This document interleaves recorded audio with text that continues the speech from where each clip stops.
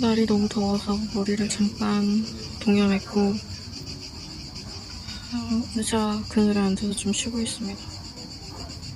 원래는 그늘에 앉으면 그래도 좀 시원했는데 지금 2시, 3시? 가장 더울 때라 그런지 그늘에 앉았는데도 그냥 그래요. 그렇게 시원하진 않습니다. 여기서 한 10분, 20분만 더 쉬고 이제 내려가서 실내로 들어가려고 합니다.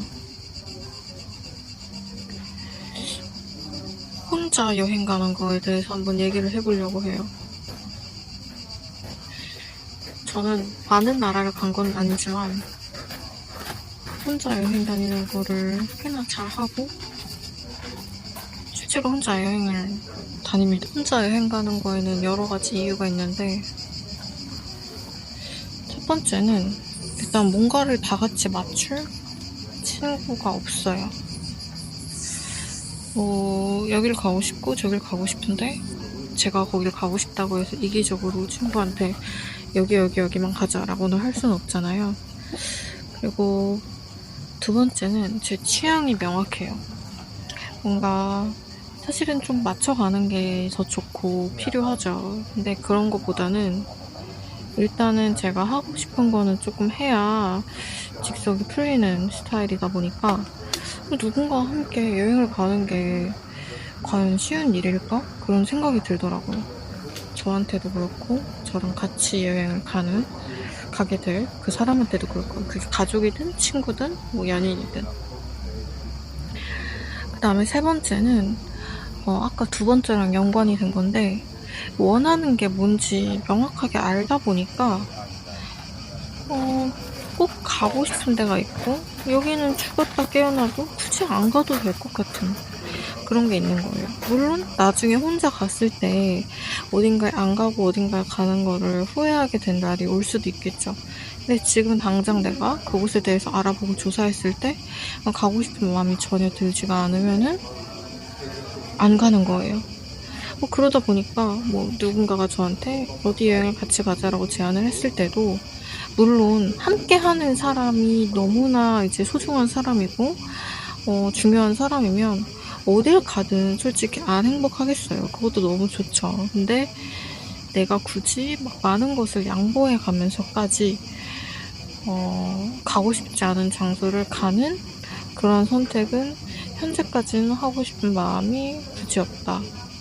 그래서 이런 복합적인 이유들로 인해서 혼자 여행을 하게 된 것 같고 또 이제 사람은 누구마다 이제 자기 취미가 있잖아요.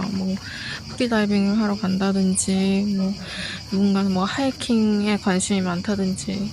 근데 저는 어렸을 때부터 영상 매체 영화라든지 드라마든지 그런 거를 감명 깊게 본 게 많았고 제가 약간 덕후 성질 같은 게 있는 것 같아요. 뭔가 감명 깊게 보고 그런 게 있으면 그거만 정말 주구장창 10년도 20년도 넘게 그거를 계속 보거든요.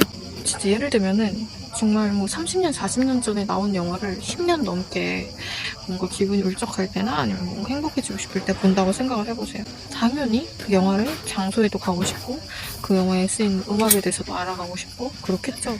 사람에 대해서 덕질하는 거랑 똑같은 거예요. 너무 좋다 보니까 계속 그거에 대해서 알고 싶은 거예요. 그래서 그렇게 되면은 그 영화를 촬영한 그 장소, 배경 그런 데를 진짜 찾아다니는 그런 걸 하는 거죠.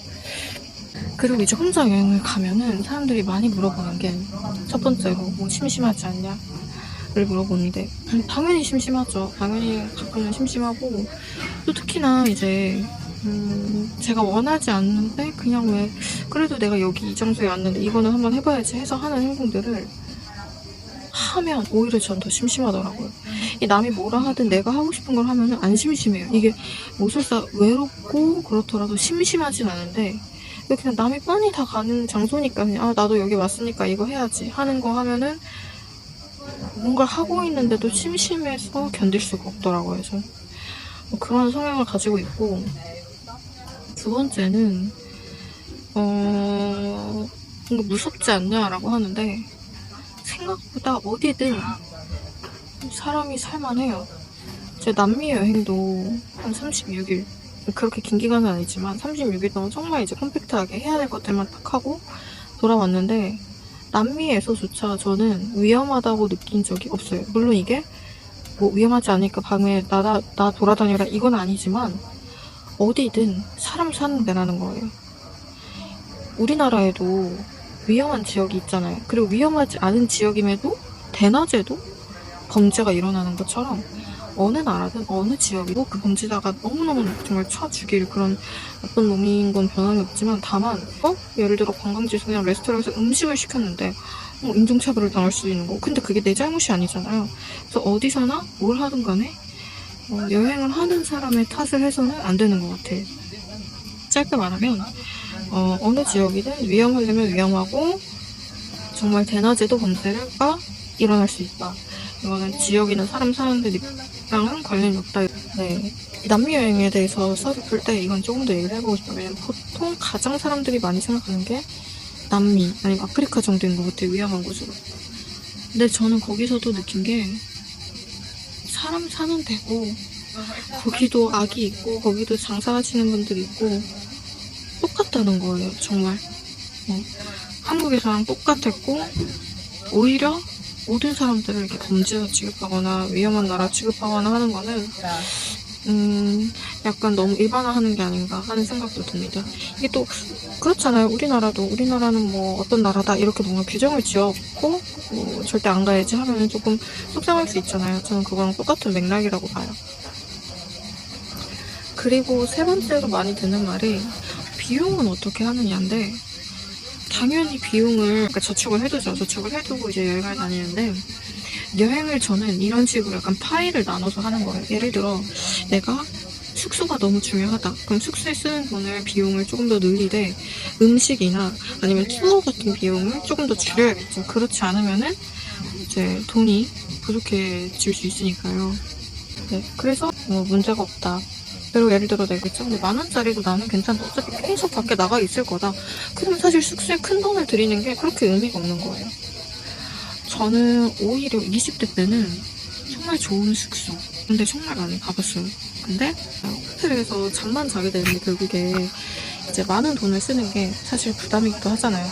제가 무슨 억만장자라서 아무것도 신경을 안 써도 된다면 아무 상관이 없었겠죠. 근데 좀 그렇지 않고 예산도 한정되어 있고 그러다 보니까 여행을 잘 분배를 해서 한 것 같아요. 근데 이거는 사람마다 다른 거고, 그런 식으로 비용을 줄이면 사실은 둘이 여행하든 셋이 여행하든 내가 2인분 3인분 먹는 거 아닌 이상 그거는 거의 비슷하게 된다고 생각을 하거든요. 맨날 돈 흥청망청 쓰라는 게 아니라 한 끼 정도, 내가 조금 돈 10,000원 20,000원 더 쓴다 그래서 세상이 망하는 것도 아니고 내가 크게 잘못되는 것도 아니라 이거죠.